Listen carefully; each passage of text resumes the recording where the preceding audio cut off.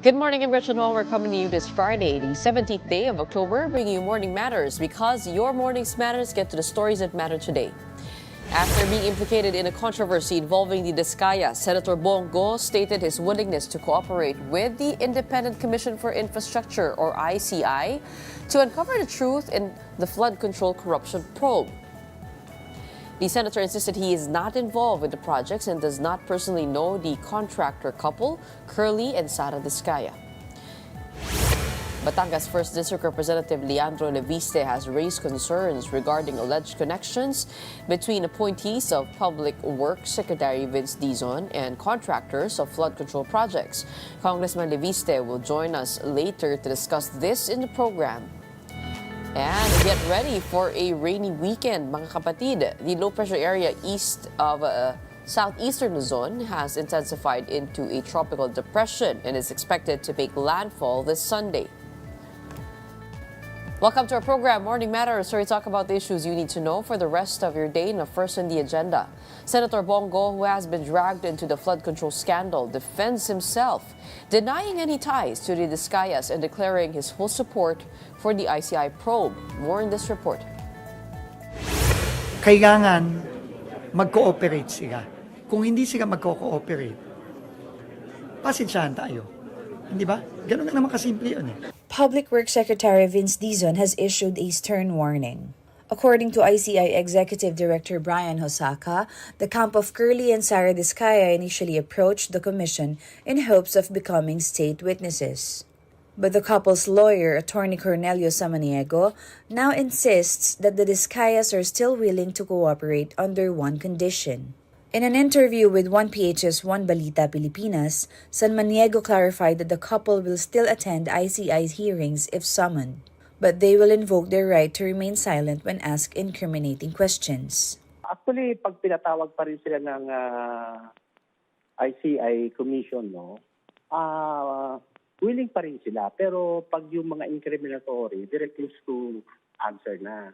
He also clarified that becoming state witnesses is not their goal. Wala naman hong napag-uusapan na maging ma-include sila sa witness protection. Sa umpisa pa lang, sinabi na namin dyan na talagang magkakaroon kayo ng kaso. Pero hindi ho namin ina-after yung witness protection.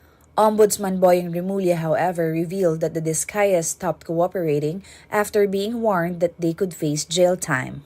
Investigators now suspect the couple is withholding information to protect certain individuals. Nag-walk out sila, sinabihan nga sila that they may suffer jail time. They were not in a tell-all mood. They wanted to spare a lot of people and just choose what they wanted to say. Ika nga sa Tagalog, matinik tsaka madulas. At ayaw umamin. Among those linked to the flood control scandal is Senator Bongo, who told 1PHS sa Totoo Lang that he never used his position to favor his relatives. Hindi po yan dahil sa aking impluensya. Negosyante po sila. Ang importante po, malinis ang aking konsensya. Sabi ko nga, hindi ko ginamit ang aking posisyon para bigyan sila ng pabor. At hindi po ako nakikinabang sa mga negosyo po nila. He added that he is ready to take legal action even against his own family if proven guilty. Hanggang ngayon yan pa rin pong walang katapusang issue. Kaya sabi ko pwede lang po magpalit ng kamag-anak or antayin na lang po nila kung kunin ng Panginoon. Huwag naman sana yung mga kamag-anak ko. Wala pong katapusan ito eh. Kaya sabi ko, sasagutin ko na lang po. Kasi paulit-ulit po itong isyong ito at hindi na po mabuburayan sa pangalan ko. Vice President Sara Duterte said she is confident she will not be implicated in the flood control corruption scandal. She also questioned President Bongbong Marcos's confidence that the investigation would not reach his office. Here is the report.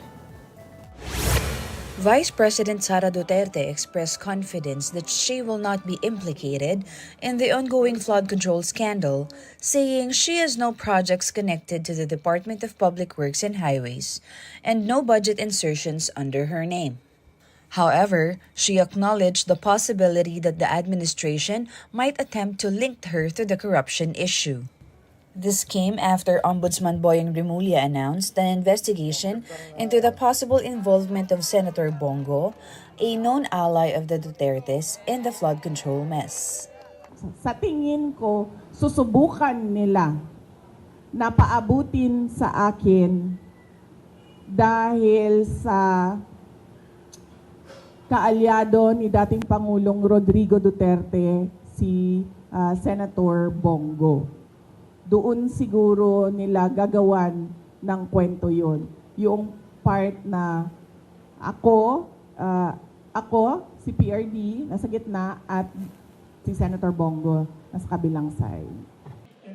VP Sara also questioned why President Bongbong Marcos appears confident that the office of the president will not be affected by the controversy. She suggested that the president might already know the outcome of the ongoing investigation. Sa ganitong ongoing pa yung investigation kuno at inquiry kuno, sobrang magtataka ka bakit confident yung Pangulo na hindi aabot sa Office of the President yung iskandalo at yung korupsyon. So ibig sabihin, siguro alam na niya kung ano yung kalalabasan ng inquiry at ng investigasyon. Kasi wala namang iba sigurong explanation kung bakit napaka-confident mo sa mga mangyayari pa.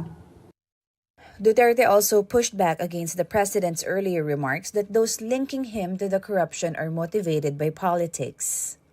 She denied any destabilization plot against the Marcos administration, calling such claims merely an administration narrative.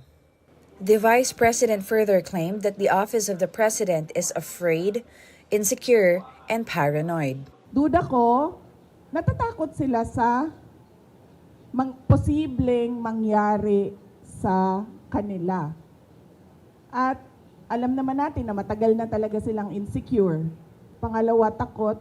Pangatlo, paranoia. Malacanang, however, quickly fired back at Duterte's statements.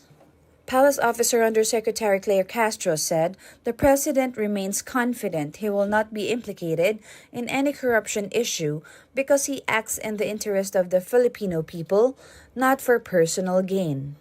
Castro added that President Marcos has been instrumental in uncovering and preventing anomalies, and that, unlike previous administration, he has not shied away from the investigations. The Supreme Court has ordered President Bongbong Marcos and several top officials to respond to a writ of kalikasan petition linked to the government's flood control projects. Also required to comment are former House Speaker Martin Romualdez, Senate President Tito Soto, and agencies including the DBM, DPWH, and the DENR. The petition, filed by lawyers and environmentalists last month, accuses the government and contractors of years of neglect and environmental destruction. A writ of kalikasan is a legal remedy protecting the citizens' right to a balanced and healthful ecology. The Independent Commission for Infrastructure, ICI, is now seeking to recover assets allegedly purchased using funds stolen from flood control projects. Several government agencies have begun discussions on how to retrieve properties linked to individuals involved in the scandal. ICI Chairman, retired Supreme Court Associate Justice Andres Reyes Jr. emphasized the importance of restitution. He believes prosecution and conviction are simply not enough.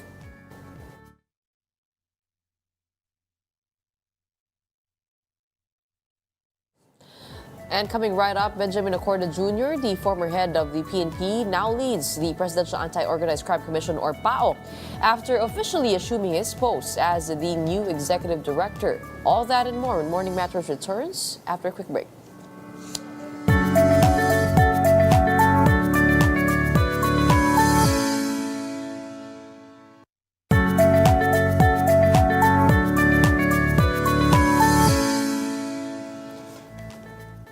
Welcome back. You're still watching Morning Matters here in One News. Former PNP Chief Benjamin Acorda Jr. has officially assumed office as Executive Director of the Presidential Anti-Organized Crime Commission, or PAOC, replacing Gilbert Cruz, who led the agency since 2022. Acorda took his oath on Thursday, October 16. That's according to the Presidential Communications Office. And under Cruz's leadership, the PAOC led major crackdowns on illegal Philippine offshore gaming operators, or POGOs, and scam syndicates, resulting in the closure of illegal hubs and the deportation of undocumented foreign workers. The agency also helped in the arrest of former Bamban Tarlac Mayor Alice Go over alleged POGO links. And joining us to discuss his plans for the agency, we have on the show former PNP Chief Benjamin Acorda Jr., the new Executive Director of PAOK. Magandang umaga po sa inyo, Chief.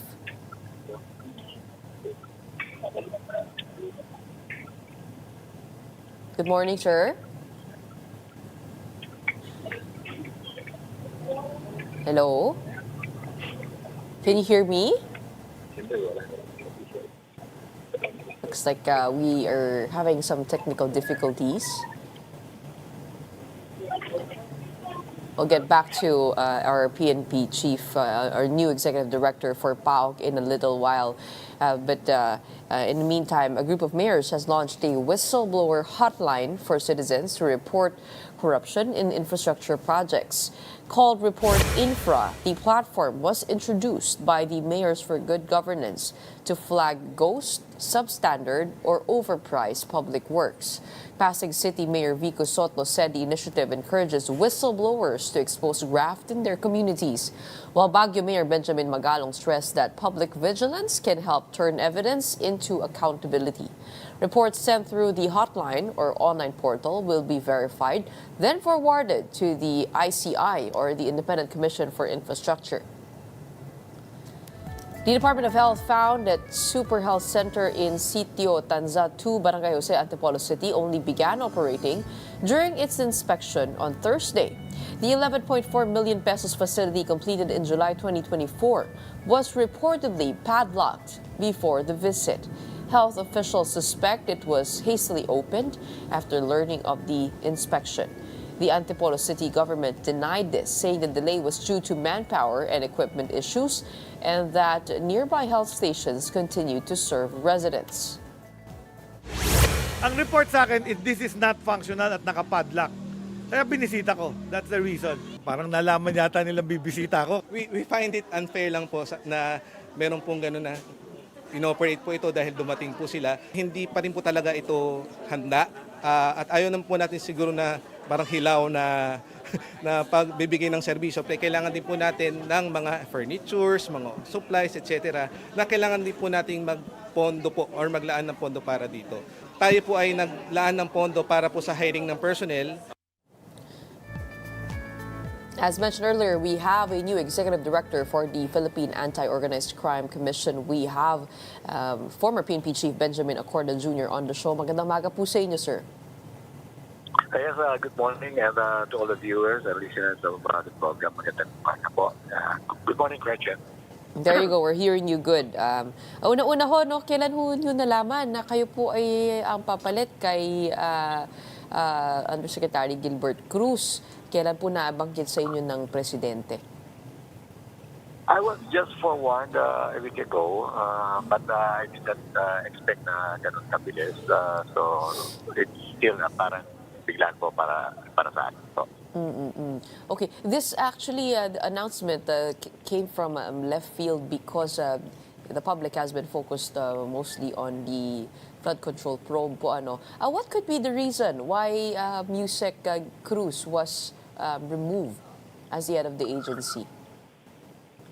Well, I'm not privy about it, but knowing Sir Gilbert Cruz as a former PNP officer, he's a good officer and ang alam ko, bibigyan siya ng pesto. Oo nga ho, no? Pero ito nga po, siya po yung nag-lead dito sa crackdown on the POGOs. Sila po yung nag-handle nung paghahabol, pati na rin po yung deportation po nila. Nagkaroon po kaya ng problema po doon? So far, nung nag-usap kami ni Sir Gilbert Cruz and isa sa mga napag-usapan namin yan at yan ang isang programa na ituloy-tuloy natin and based on his briefing sa akin, may mga kaso pa niya nahawakan and yan ang mga pinapatutukan niya. And what did he tell you about the challenges that he faced as a former executive director?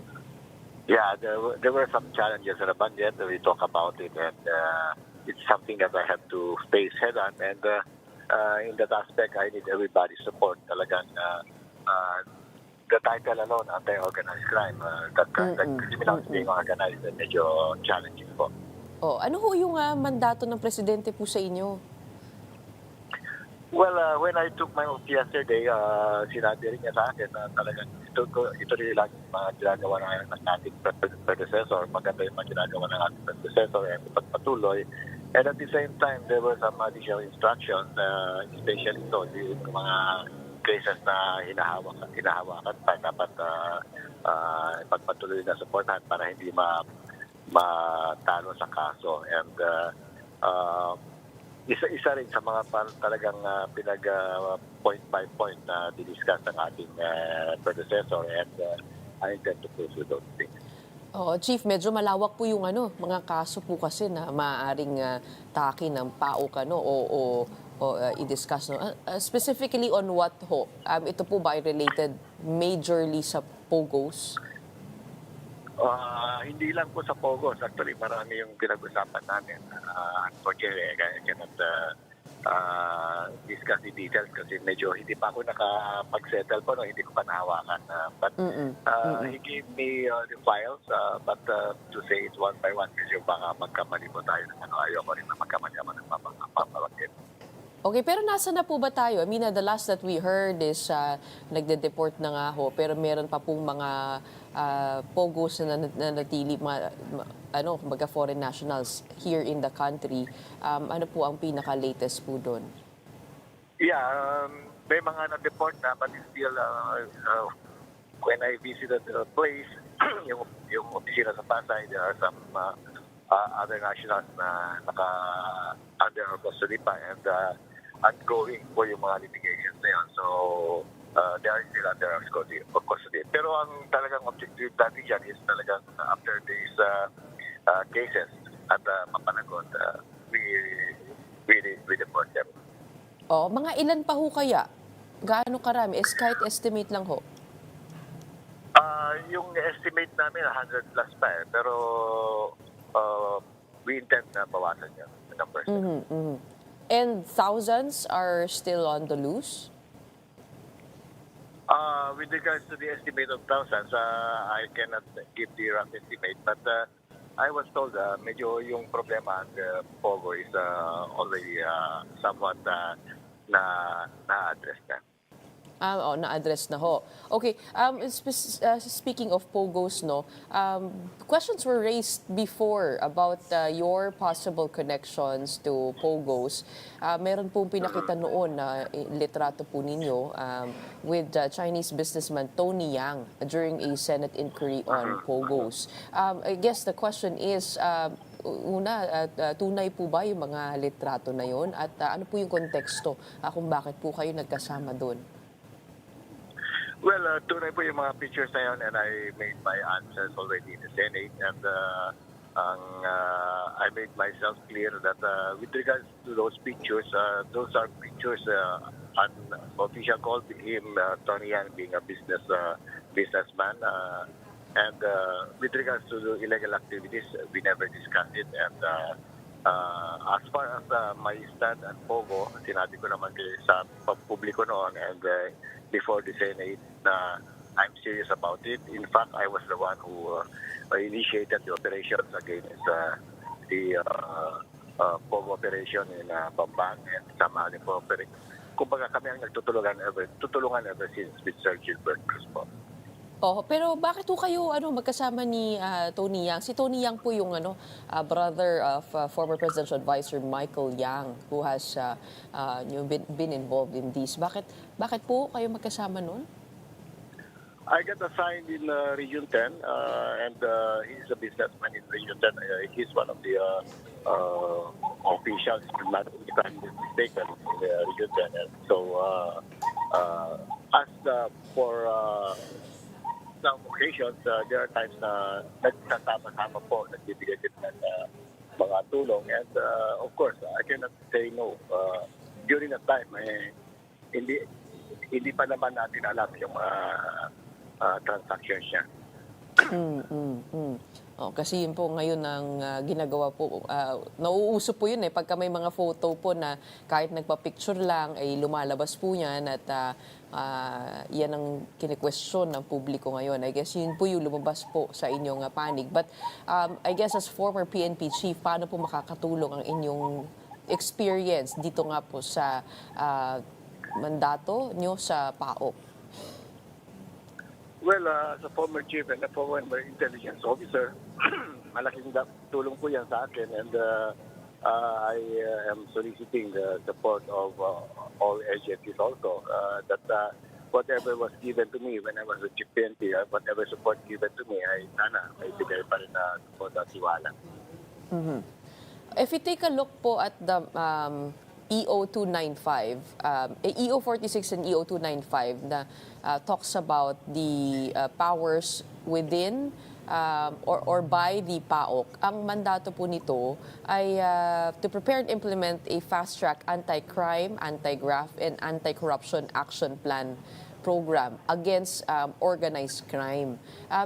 Ang flood control probe po ba ay maaaring tingnan nyo rin? Dahil kung titingnan niyo po, systemic po ito, organized po ito, na pagnanakaw, pandarambong. Are you looking at that direction as well? Bukod po kung solve na po yung POGO problem. Well, kasama sa mandato ang anti-corruption, and with regards to the investigation of flood control, we know very well that ICI is already on board. But nothing prevents me from giving or accepting help to this ongoing investigation. In such a way that ako naman ay bilang former police officer and as a Filipino people, as a Filipino, I mean, kasama na yan sa pagiging patriot ko is to really promote a business climate, good business climate, and to keep the trust of the Filipino people. Yan ang nakita kong gusto kong may tulong naman na imbag sa gobyerno ngayon. Yung ibalik ng tiwala ng tayo ating mga mamayan. Pero pagdating sa kakayanan, ano po ang powers nitong PAOK? Kasi para lang po malinaw din sa publiko, ano po yung kaibahan ng trabaho po ng PAOK dito nga po sa PNP at saka sa NBI at saka sa DOJ sa pagtugis po nitong mga kriminal? Since I'm under the office of the President, medyo mas maganda po ang coordination, mas malawak po ang agencies na matatap natin. Intelligence. And ang maganda po, since I was a former Chief PNP also, and actually yung present Chief PNP ngayon, we just talked and nag-over the phone, and he had committed his support also to our efforts. So malaking bagay, and yung pagkakaiba ng former Chief PNP, naka-direct po yan sa mga subordinates, naka-direct na bigay ng orders or direction sa mga kapulisan. But limited capacity. So with other agencies, more on coordination lang. And with me as the executive director, I can better synchronize and kumbaga mas maganda yung coordinated effort among agencies. Ano po ang inyong priorities ho sa inyong pagpasok? Well, as an executive director of the PAOK, gaya ng sinabi ko kanina, especially now that we have this situation or issues about corruption, I'm willing to help and really to make sure that hindi lang yung corruption, pati yung organized crime, to make sure that ma-appreciate ng ating mga kababayan that there is still this rule of law, and that for the investors naman, especially yung nag-invest ng mga capital sa ating bansa, I want to really create an impression that we have a good business climate in our country. And speaking of helping out, medyo malawak po yung problema at kailangan nga po ng ICI ng tulong. Saan po kaya pwedeng pumasok yung PAOK dito? Yan po siguro, that is one of my priority right now to pay courtesy call with the members of the ICI, and whatever support I can give them, I'll do it in such a way that with the objective talaga na ang ating mamamayan ay may babalik yung or may bibigay talaga yung tiwala sa ating campaign against corruption. Yun nga po, no? Sana ay hindi nyo hayaang makatakas itong mga tinutugis po ng taong bayan. And we look forward to your tenure as the new Executive Director of PAOK, the Philippine Presidential Anti-Organized Crime Commission. Maraming salamat po for joining us today and telling us about what is up next. Okay, Thank you very much. Okay. Gold prices continue to surge, reaching record highs amid global economic uncertainty. Local investors are taking advantage of the boom, while sellers grow more cautious over a possible market correction. Mon Govas reports. From necklace to ring to bracelet, 59-year-old Jimmy Soriano is virtually wrapped in gold. But he still couldn't get enough of this very valuable possession. We caught sight of Jimmy checking out more gold pieces at Arranque in Manila. He is just one of many Filipinos who now believe gold is a sensible investment these days. Ang dati ang gold, nasa 1,003 lang per gram. Ngayon, magkano na ang per gram ngayon? 6,000 mahigit. So, nagiging triple na ang presyo. Masigit pa sa langis. Pag kapos ka biglaan sa pera, ano na yan, kasuunahan mo na agad yan. Na pwede mo isanla, pwede mong ibenta. Jimmy was drawn to another necklace supposedly to add to his collection. He did not disclose to us how much the piece actually cost. Jimmy did say though that this was more expensive than his last purchase, which was not a long time ago. In the end, he did not buy anything for this gold run. But that does not mean Jimmy is not coming back this side of Manila. Jackpot. Tumama ka na sa jackpot, nanalo na agad yung parang piso mo, tamang 100. Pag damit ng binili mo, kinabukasan, wala na, depreciate na yan, pati sasakyan. Pero ang gold, habang aabutin ng apo mo yan, tumataas ang presyo. Ngayon, ito na nga. According to jewelers here in Arranque, the price of gold started to increase again by mid-September. Last year, a gram of gold is just around 3,000 pesos. But now, this price has almost doubled. Because of that, for instance, a necklace with around 12.7 grams of gold bought for 44,000 pesos 5 years ago could now be worth around 70,000 pesos when sold and just a little less if pawned. Richard, a gold seller, attributes the sudden rise in gold prices to geopolitical tensions. Nakaka-apekto talaga sa pagtaas yung gera sa ibang bansa kasi nag-hoard sila ng ginto. Tsaka possible din yung tariff ni Trump. Nahihirapan silang mag-angkat ng gold dahil sa tariff. So tumataas yung tax. Yung dati kasi pag nagtaas ang gold, weekly, 10 pesos, 20 pesos, weekly yun ha. Pinakamalaki na siguro 50 pesos per gram. Ngayon, hundreds ang taas. Daily. That should have been good news, except gold sellers here in Arranque, as well as in Ongpin, find this as a reason to be even more cautious. Natatakot kami kasi the more na tumataas yung gold, nangangamba kami kung may bibili pa ba or meron pa bang mag-accept ng gold natin. Kasi nga sobrang taas, hindi natin alam kung kaya pa ba ng tao yung demand ng price ng gold. Ngayon po dahil tumaas, so konti na lang din po yung nakukuha namin. Kasi nga po ang taas na po masyado ng gold. Tsaka nag-worry rin po kami, baka mamaya bigla pong bumaba. Kasi po malulugi po kami pag gano'n po. Economist John Paulo Rivera is a senior research fellow with the Philippine Institute for Development Studies. He confirms that the biggest driver of world gold prices now is the current crisis in the Middle East and the expected downtrend of interest rates in the United States. Kapag ang interest rate ay bumababa, lumilipat ka sa isang investment na stable. At isa dito ay ginto.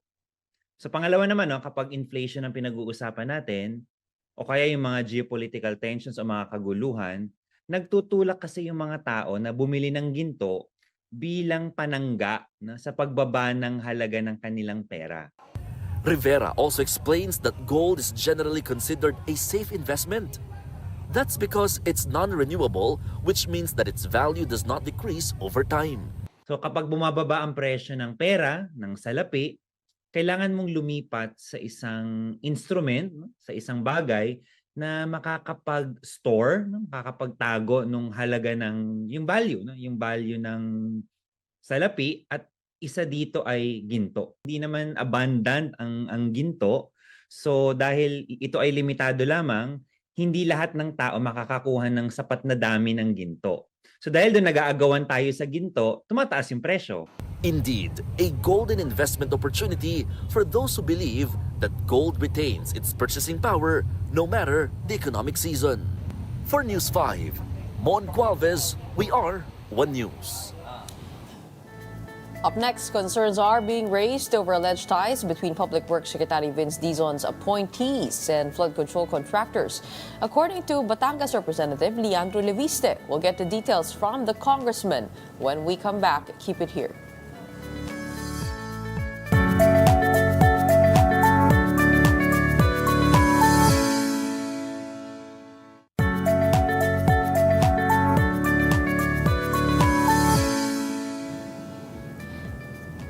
Welcome back. You're still watching Morning Matters here in One News. The Department of the Interior and Local Government will soon issue a memorandum circular directing local governments to inspect the homes of informal settler families.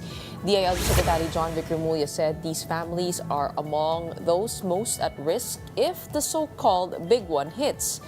The magnitude 7.2 earthquake that is projected to cause massive deaths and destruction in the metro. Interior Undersecretary Marlo Iringan added that protocols have been set for LGUs to strengthen their earthquake preparedness and response plans. The DILG is also preparing to conduct an infrastructure audit in Metro Manila, Calabarzon, Bulacan, and Pampanga to assess the resilience of key structures. If we do have the big one, most of the casualties will come from the ISFs because none of their buildings were constructed with the municipal permits, and they cook with kerosene and with other non-regulated cooking implements, and that is the major cause of fires, and that will be the major cause of damage if we have the big one, sir. Our LGUs will later partner with the Association of Structural Engineers and the Philippine Institute of Civil Engineers and colleges and universities which are offering civil engineering courses so that the fifth year, fourth year, and fifth year engineering students can help in assessing the structural integrity of buildings in the National Capital Region and the two regions. In weather, the low-pressure area within the country has developed into a tropical depression, and the tropical depression named Ramil was last spotted 1,145 kilometers east of southern Luzon. Ramil may pass close to Catanduanes tomorrow and make landfall in Aurora or Quezon by Sunday. It will continue to intensify while over the Philippine Sea and may reach tropical storm category. Its trough is now bringing scattered rains over Catanduanes, Albay, and Sorsogon, as well as in northern and eastern Samar. Other areas in Luzon may also experience rains due to the easterlies and the northeasterly wind flow. And for more details on the weather, we have Pag-asa specialist Benny Estareja. Magandang umaga sa iyo, Benny. Magandang umaga, Ms. Gretchen. Okay, gaano kalaki ang tsansa na ito ay maging bagyo at saan dadaan si Tropical Depression Ramil? So ngayon po itong si Tropical Depression Ramil ay dadaan dito sa may Bicol region bukas po ng tanghali or hapon. And then afterwards, babagtasin po nito yung hilagang bahagi ng Quezon or Aurora. Doon siya pwede mag-landfall po sa madaling araw po ng Sunday. From Sunday morning up until afternoon, it will traverse naman po itong northern and central Luzon and it will emerge over the West Philippine Sea Sunday afternoon and Monday morning outside part po siya. So sa ngayon, Tropical Depression, lalakas pa naman siya as a tropical storm within the next 24 hours. So possible pa rin tayo magtaas ng hanggang wind signal number 2 po sa ngayon. So ibig sabihin lahat po ito mostly mangyayari ng linggo, Sunday? Yes, Saturday and Sunday. Saturday over Bicol and then the rest of Luzon naman po is Sunday. And then by Monday, will we have still a rainy day on Monday? In some areas of northern and central Luzon po, we're expecting pa rin na may mga kalat-kalat na ulan. Hindi na similar as the weather on Sunday. No? For Metro Manila, improved weather conditions din. And Tuesday, most of Luzon po is improved na talaga. Gaano karaming ulan ang dala po nito at lakas ng hangin? We're expecting dun sa mga dadaanan po dito sa may Bicol, sa Quezon, Aurora, Nueva Ecija, and then most of northern Luzon may mga pag-ulan na higit sa 100 millimeters. Ito yung mga nagkukos po ng mga pagbaha, not just in the low-lying areas, pag-apaw po ng mga kailugan natin, and chance of landslides din. Okay, so dapat po I mean, it's still the same that you've been experiencing throughout the rainy season. Tama ba? Yes, despite the end of the rainy season po kasi we're only pertaining to the western sections of Luzon and Visayas. Doon nabawasan po yung pag-ulan. So tuloy pa rin ang maulang panahon po over the eastern sides of our country hanggang early next year. Pero Benny, nagbago na ang ating season. Tama ba na nagtapos na yung habagat? Tapos amihan na ba? Hindi pa naman po. Nagtapos na yung southwest monsoon season natin. Nasa transition period na tayo. And malapit na tayo dun sa amihan season. Hindi pa naman nag-start po. Nasa gitna ho tayo. Apo. Oo, okay. Gaano katagal kaya itong mga pag-ulan? I mean, what is your forecast? Throughout the weekend, we're expecting na meron pa rin mga rainy periods, maulang panahon every 2 at times intense rains over northern and central Luzon as well as Bicol and Quezon. And after that, magkakaroon ng konting break and then possibly po by middle to late next week is magkaroon ulit ng mga pag-ulan over the eastern sections of Discayas and Mindanao. And then, do we expect better weather by November or December? Generally, ang November po natin is merong amihan dito sa may northern and central Luzon.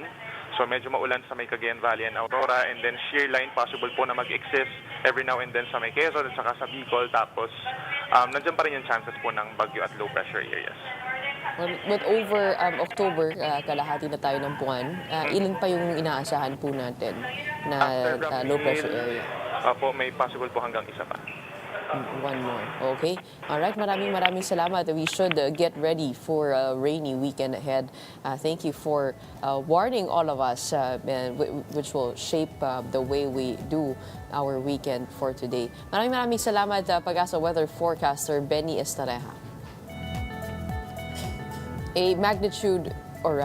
Leaders from different sectors convene for an AI stakeholders conference to call for collaborative action. The details in this report by Mobile Journal Ray Vicente.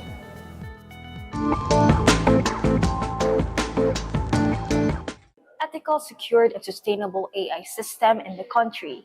How is AI being used on a national scope? DOST held its 2-day National Artificial Intelligence Stakeholders Conference that calls for collaborative action towards AI adoptive system.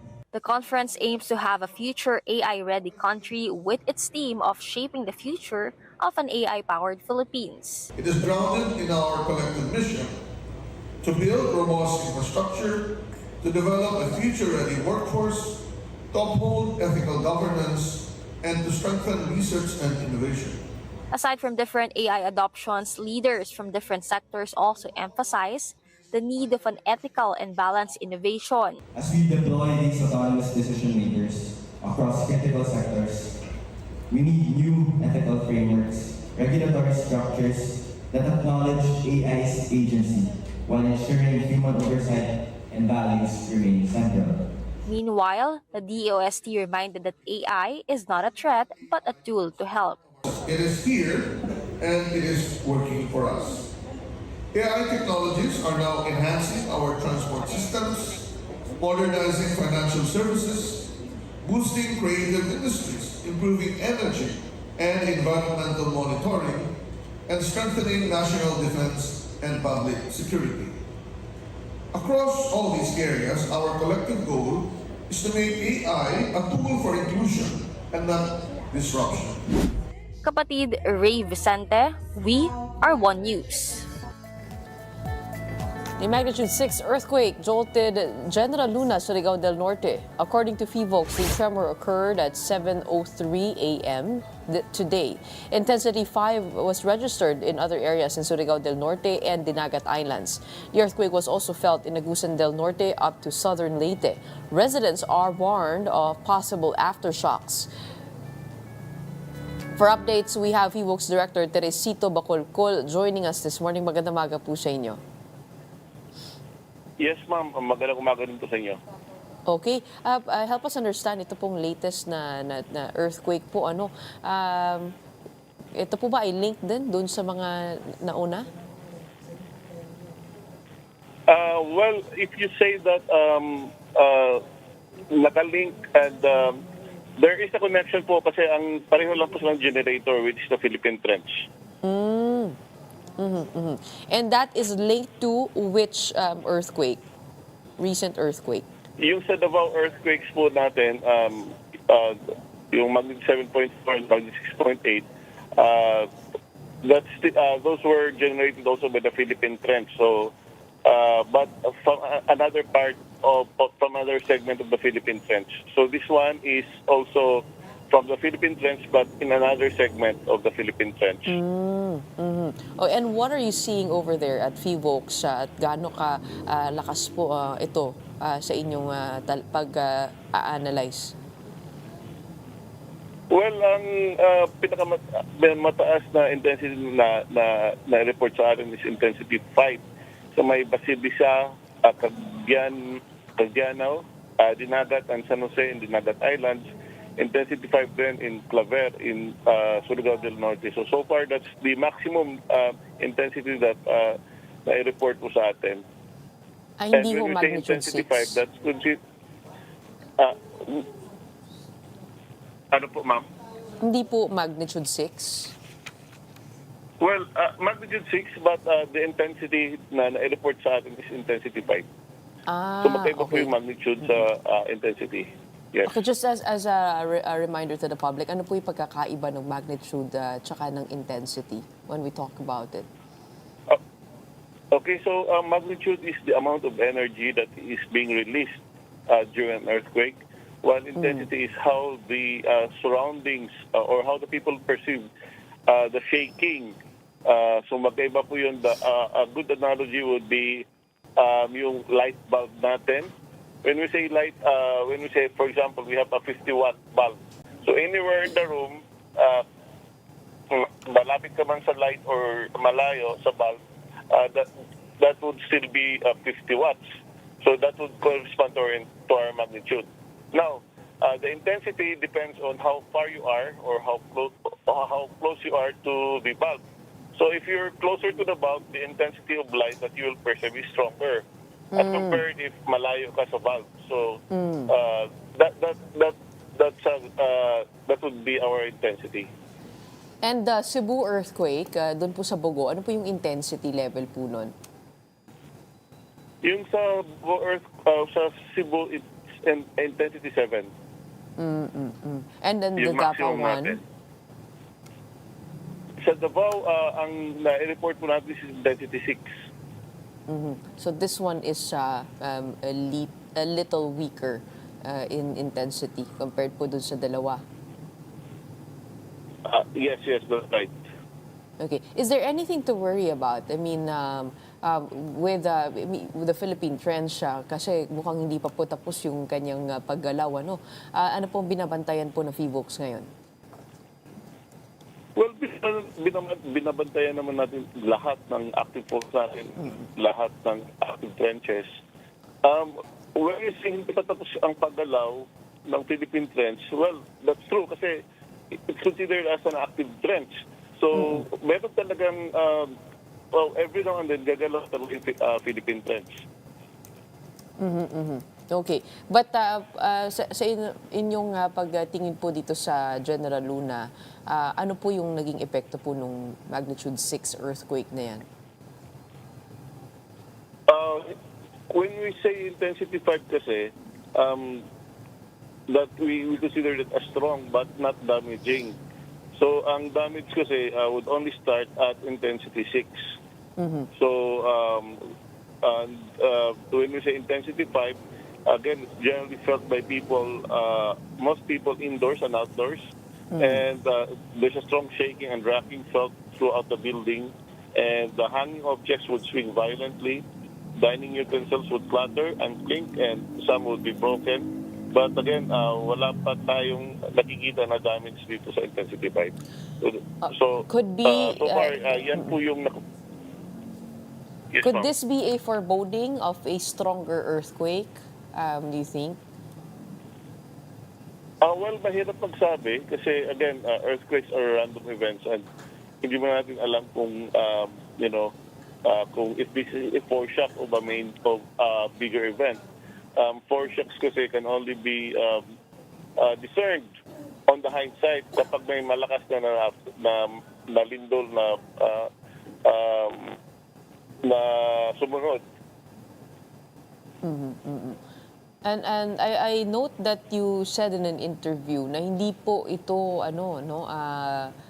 nakadikit po dun sa West Valley Fault that could be involved here in the metro for the big one that we've all been watching out for. Tama po ba? Yes, ma'am. Magkaiba po yung the West Valley Fault that's nasa lupa po yan, and the Philippine Trench ay nasa dagat, and magkalayo po yan, they're not connected. O, hindi po ba pagka kunwari may gumalaw na segment ng lupa, maapektuhan din po yung iba kasi magkakatabi lang ho yan? Hindi po ba ganun yun? Well, kung they're very close to each other, say yung nangyari sa Cotabato, October 2019, masyadong magkakalapit yung mga active faults natin, yung distance lamang sa, from one fault to another would be just around 5 kilometers.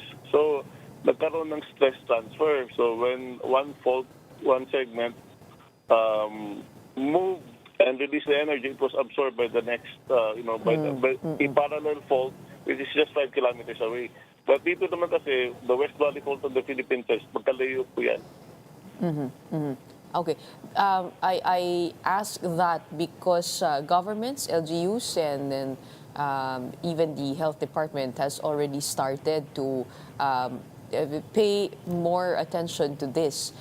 Particularly kung sa Laguna ay sila po ay nagsuspindi ng klase, mga halos kalahating buwan din, to be able to reassess daw the integrity of their buildings. Is there merit in doing that for all of our schools, at anong klaseng paghahanda ang dapat gawin?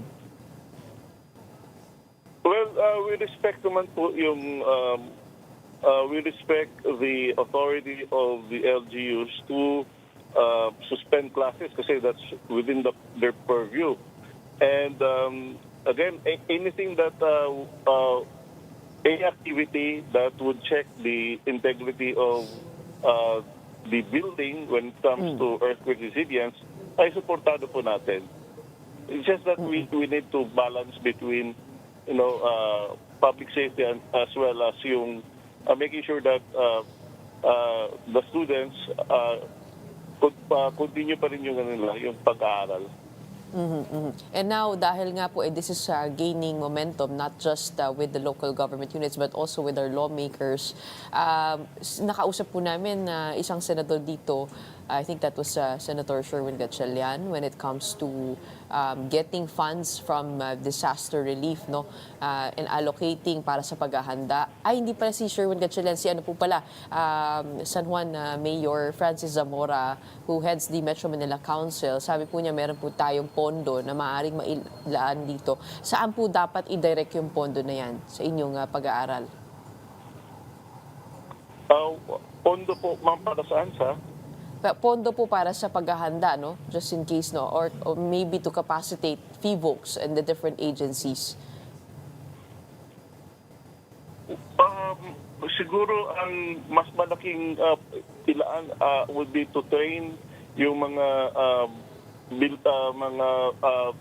LG officials natin, capacitate them on how to accurately check the buildings for their integrity. More trainings for them.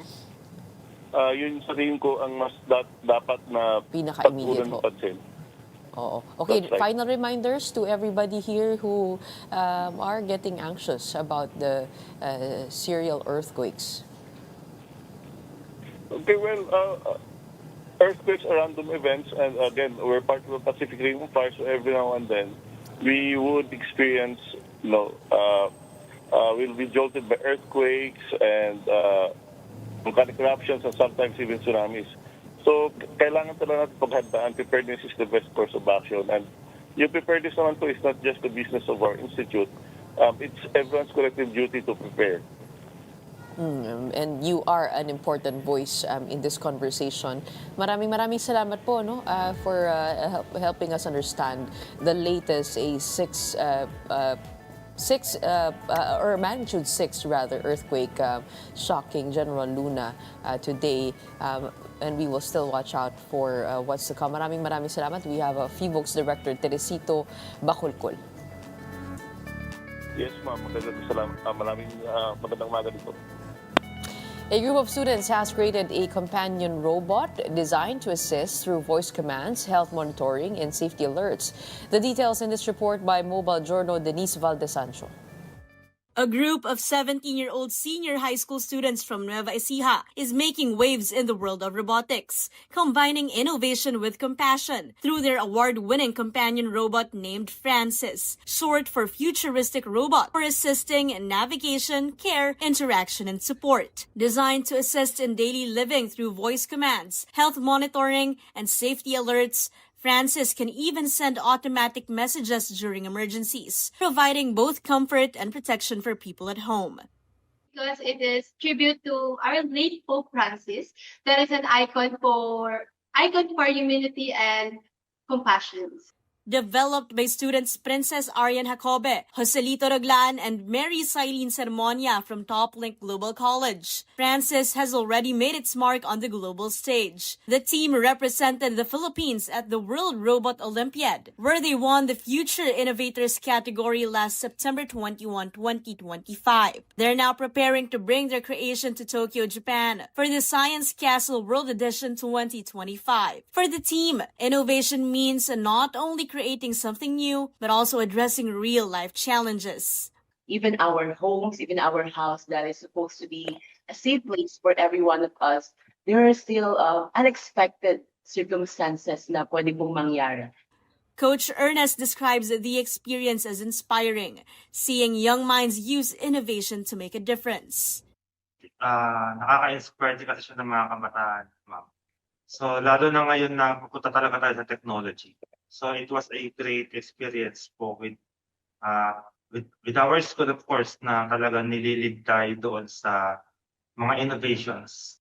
And as they continue to refine Francis with moving hands, mobility, and wireless features, these young innovators believe they're only getting started. The future of technology here in our country is bright. May magandang future po na tatahakin yung mga kabataan when it comes to technology. Kapatid Denise Valdesancho, we are One News. Here are some of the latest stories in sports. The PLDT high-speed hitters remain unstoppable in the Premier Volleyball League, sweeping Choco Mucho in straight sets. Savvy Davison led the charge with 19 points and strong floor defense, while Anastasia Bavikina added 13. PLDT next faces Signal, while Choco Mucho looks to recover against Nextled on October 21. In the UAAP, UE guard Uelo Lingo has been suspended for 3 games following an unsportsmanlike foul in their loss to DLSU. The league said he made excessive and forceful contact when he dove for the ball and landed on the knee of LaSalle's Kian Baclaan. Baclaan later suffered an MCL tear and is out for the rest of season 88. And that wraps up today's episode of Morning Matters. We hope we've given you the right start to your morning and your weekend. Let's go ahead and make the day matter. Stay dry, kapatid. My name is Gretchen Ho. We are One News, all sides, all the time.